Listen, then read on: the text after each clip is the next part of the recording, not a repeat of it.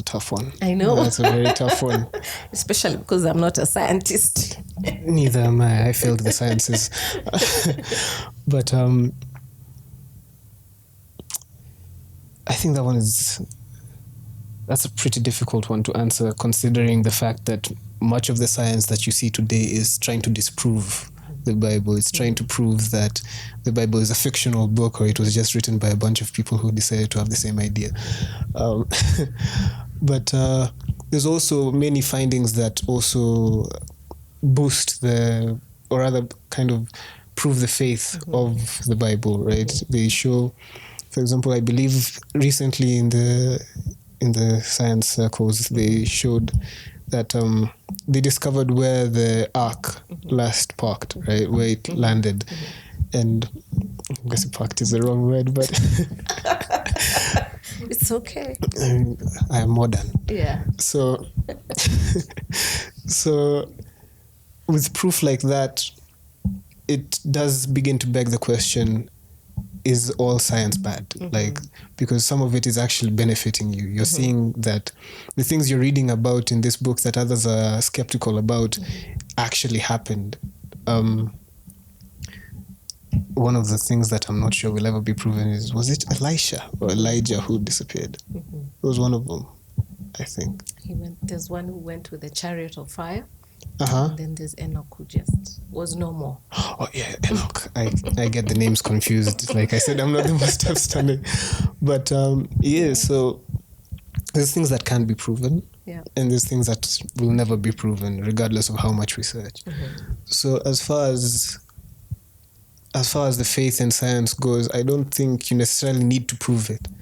Because even if seeing is believing in some situations, there's a difference between faith and seeing, right?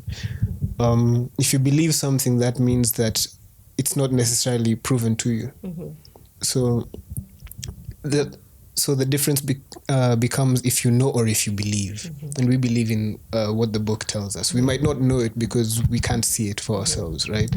You won't tell me that you witnessed what Peter did. You won't tell me you saw what the acts Jesus did. You won't tell me that you saw what Moses did by splitting the river, and none of us can really recreate that. But by you believing, it places you in a position where you don't really necessarily require the sciences to show you what happened or to show you that your faith is correct. Well, I know science is all about evidence. It's all about proof. And I don't think science is necessarily conflicting or competing or disagreeing with the Bible. I believe that science is actually one of the ways we can use to actually prove that what we believe in is true and it did happen. I know of Christian scientists who have studied various aspects of nature, various aspects of history, anthropology, and this Bible has come through a lot of dissection and scientific study, by the way. Yeah. And there are those who went in to disprove it and have come out having faith at the end of the conclusion of their studies, have come out believing that actually this Bible is true. And because apart from the evidence of scripture, we have other evidences that are extra biblical to prove that what we believe in is true, like historical evidence. Yeah. There are historians from those days who wrote, and the material is still there. That's why it's important to write things. Yeah. And they have talked about Jesus, pointed to Jesus and his existence as from a historical point of view, not because they believed in Jesus, but because he was a figure in their time. It's like writing on a political figure in the nation. Yeah. And they write it from a historical point of view to prove that Jesus did exist. So if you're looking for evidence is there.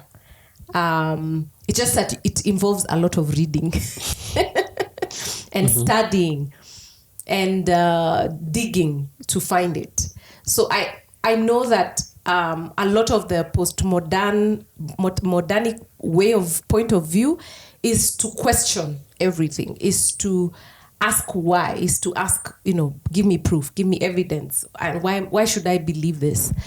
And I believe that the previous generation of believers and Christian scientists have gone into a great lot of trouble to try and prove the existence of God, the existence of Jesus in their work, in their studies. And it's just that we don't make a big fuss about that, but it's there. Yeah. I believe it's there. And so for us, it's a point of asking, therefore, then which narrative are we listening to?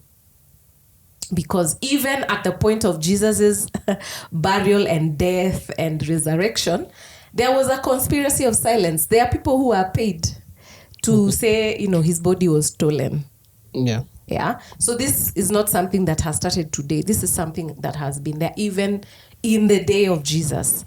And so it's upon us to really do our homework and find the truths that are there, facts, because we want to, scientists want to dwell on facts and look for the facts that prove that Jesus is who he says he is and that God does exist.